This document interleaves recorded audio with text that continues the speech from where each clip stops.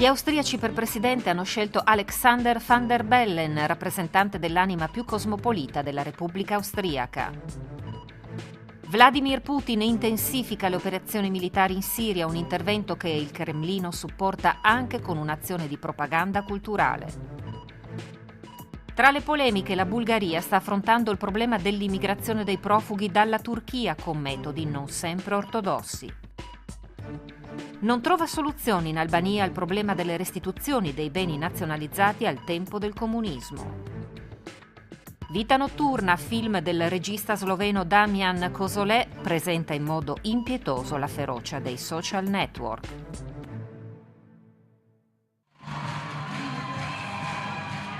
Alexander Van der Bellen, 72 anni, professore di economia, ex leader dei Verdi e primo capo di Stato ecologista in Occidente. Nel maggio scorso aveva vinto per un soffio il ballottaggio poi annullato. Domenica ha raccolto quasi il 54% dei voti contro Norbert Hofer, il candidato della destra nazionalista ed euroscettica, l'uomo che avrebbe potuto infliggere un altro colpo all'Unione. Il nuovo presidente invece manda messaggi rassicuranti in inglese a tutte le capitali europee. Cercherò di essere un presidente della Repubblica Federale Austriaca liberale, dalla mente aperta e soprattutto favorevole all'Europa.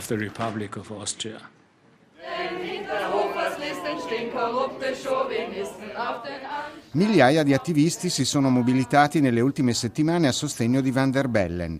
La sua roccaforte restano le città, a iniziare da Vienna.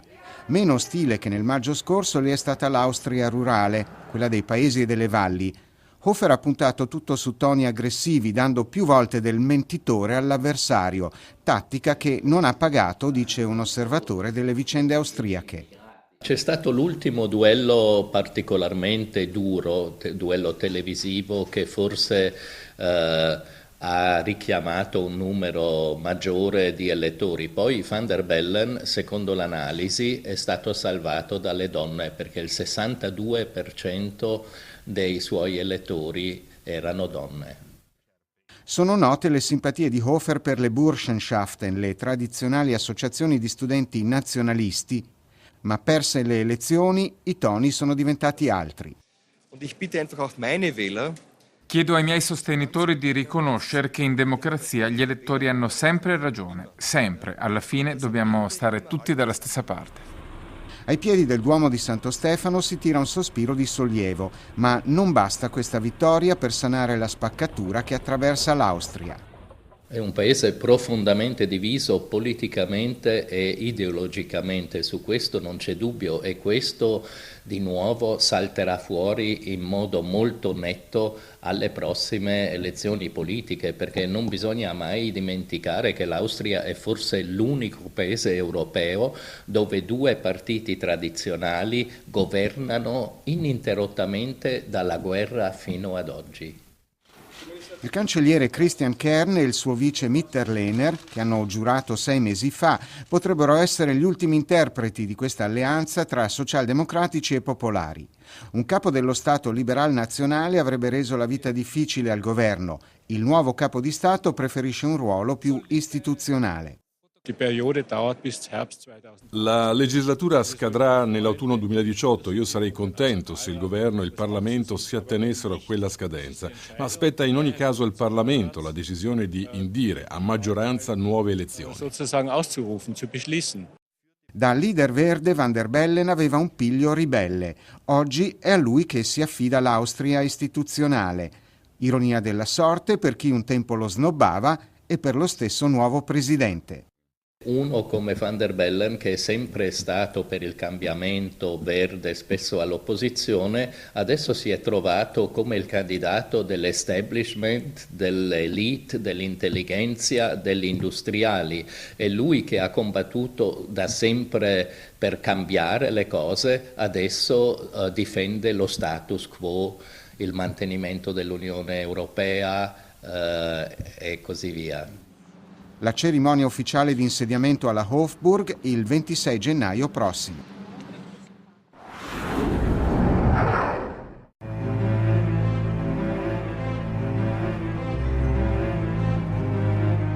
Su Mosca è caduta la prima neve, ma Vladimir Putin e il suo gruppo di potere stanno vivendo una nuova primavera politica, soprattutto a livello internazionale. Vladimir Vladimirovich Putin.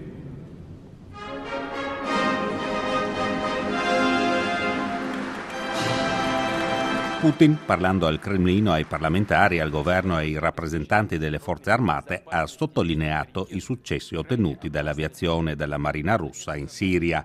E mentre parlava, i bombardieri russi continuavano a martellare le posizioni delle opposizioni ad Assad nella regione di Aleppo e a nord di Damasco.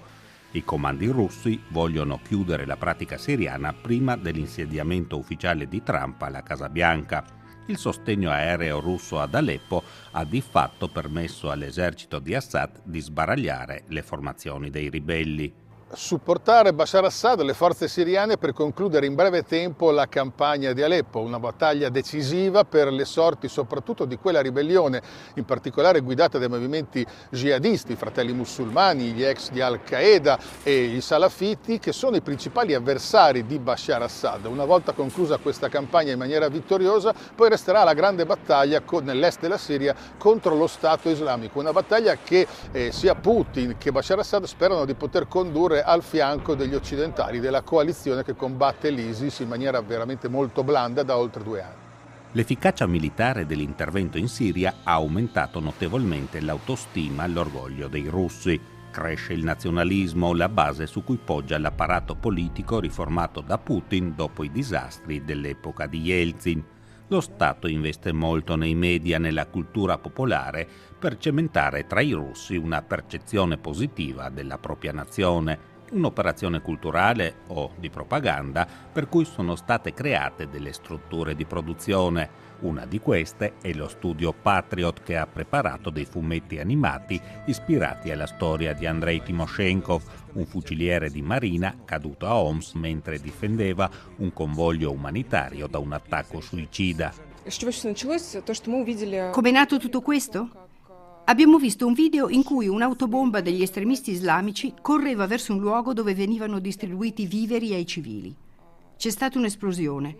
Poi si è capito che un soldato russo si è sacrificato per fermare l'autobomba. Il soldato era il sergente Timoshenkov, un eroe che ha dato la propria vita per proteggere la gente. I disegnatori vogliono trasmettere il senso del dovere di Timoshenkov alle giovani generazioni.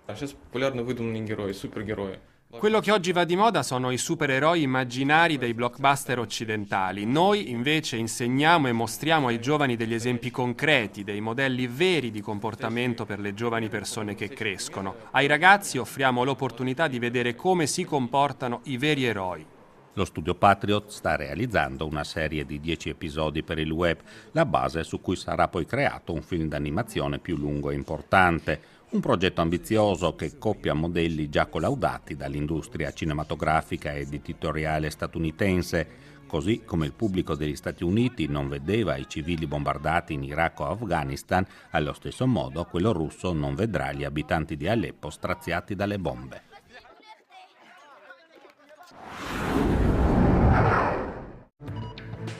Oggi in Macedonia gli elettori sono chiamati alle urne per rinnovare il Sobrani e il Parlamento. A confrontarsi il blocco nazionalista formato dal partito conservatore VMRO del premier uscente Nikola Gruevski e i socialisti guidati da Zoran Zaev. Il paese da più di un anno si trova in una pericolosa impasse politica provocata dalla pubblicazione di documenti che provano come il governo di Gruevski avesse illegalmente intercettato più di 50.000 utenze telefoniche. Tra queste quelle dei leader dell'opposizione, di giornalisti e anche quella dell'ambasciatore italiano. I sondaggi danno per favorito il blocco socialista. Il leader dei conservatori Gruevski, però, malgrado sia un nazionalista macedone, può contare paradossalmente sull'alleanza con i partiti etnici albanesi.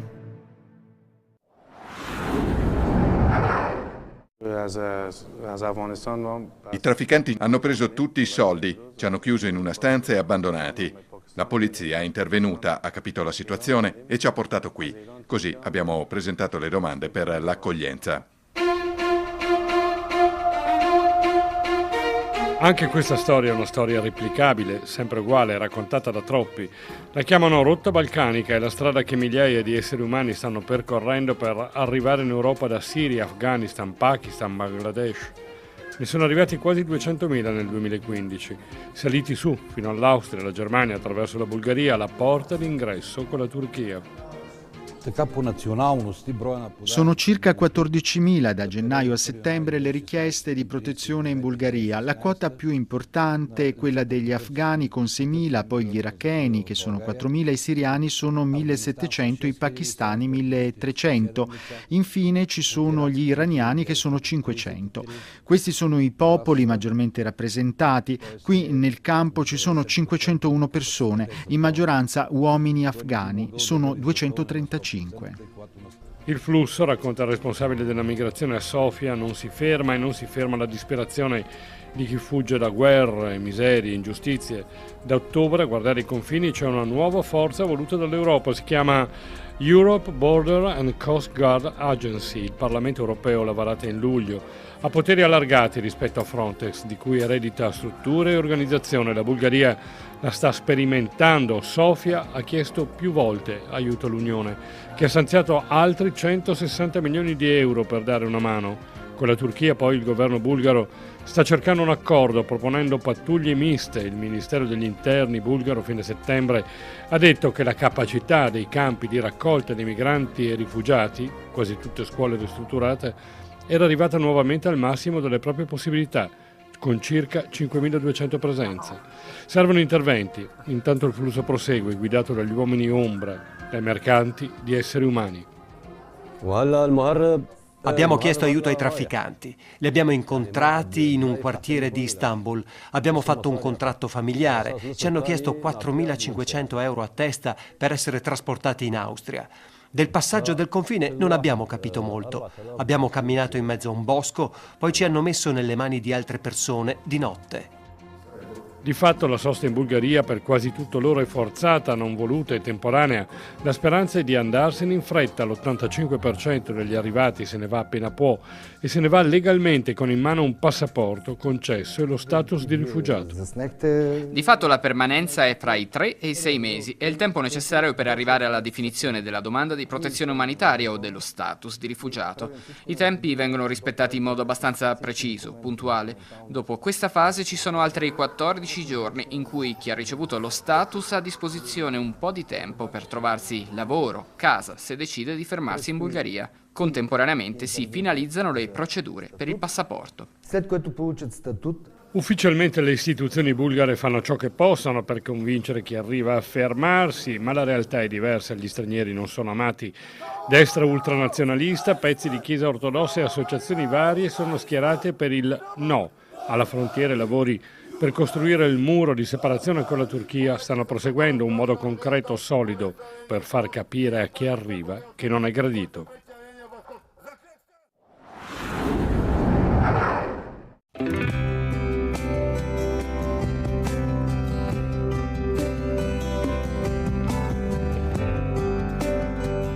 Ci accoglie nel suo appartamento di Durazzo e ci mostra una lunga serie di documenti. Lui è Isa Bilikbashi e vive qui con la sua famiglia. Da anni si batte per tornare in possesso dei terreni persi durante il regime di Enver Hoxha. Lo Stato ha disposto liberamente delle nostre terre, ci dice. Sul tavolo mappe e vecchi certificati. Le carte lo dimostrano, questi terreni appartengono alla mia famiglia.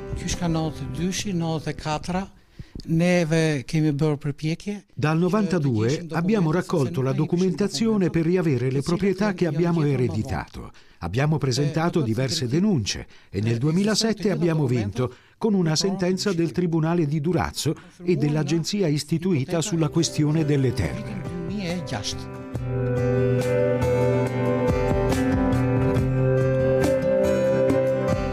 Negli anni il terreno viene ceduto a diversi proprietari. Si tratta di un tesoro da decine di milioni di euro.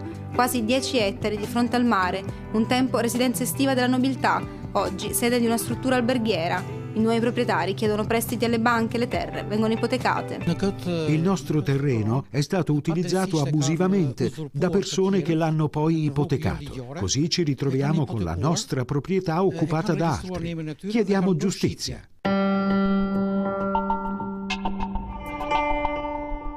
La famiglia Bilikbashi non è sola, sono migliaia i cittadini albanesi che chiedono la restituzione delle terre. Il governo, guidato da Edi Rama, ha promesso una svolta. Il governo finalmente ha intrapreso una riforma sulla proprietà privata, una riforma che dovrebbe aiutare la risoluzione di tutte queste problematiche. Sappiamo benissimo che non è una cosa facile perché abbiamo avuto cause di continuo anche con i governi passati che il governo ha perso in Strasburgo contro alcuni privati che hanno preteso le loro proprietà. Ma ovviamente io spero che al più presto noi con la nuova riforma che stiamo facendo in questo settore abbiamo anche i risultati.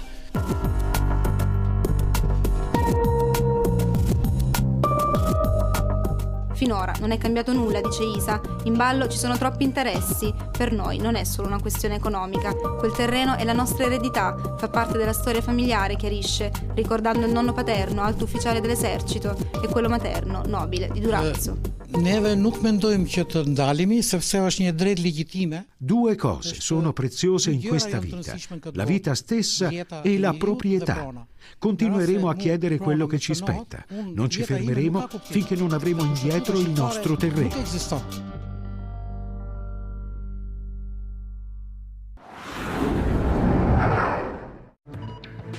Il governo di Pristina ha confermato che dopo le intese raggiunte nei colloqui con la parte serba a Bruxelles, condotti con la mediazione dell'Unione Europea, il Kosovo otterrà il 15 dicembre il suo prefisso telefonico, il +383. Il governo di Pristina ha spiegato che le chiamate verso la Serbia saranno di carattere internazionale e che saranno aboliti tutti gli altri prefissi telefonici utilizzati finora per le chiamate col Kosovo. Questa posizione viene tuttavia contestata da Belgrado, secondo cui il prefisso telefonico assegnato al Kosovo non avrà carattere internazionale ma geografico, relativo a un preciso territorio della Serbia che non riconosce l'indipendenza del Kosovo. A pro cenu si přichází režisér filmu pan Damian Kozole. Miglior regista al Festival di Carlo Vivari, Damian Kozole è un po' il remida del cinema sloveno perché tutti i suoi film, da Pezzi di ricambio in concorso per l'Orso d'Oro a Berlino 2005, hanno contribuito a far conoscere il cinema della vicina Repubblica nel mondo. Il premio del Festival ceco, equiparabile agli Oscar dell'Est Europa, per Nočno življenje, Vita notturna, è finora il suo successo più importante, ma è anche il riconoscimento più rilevante ottenuto dal cinema sloveno negli ultimi 30 anni.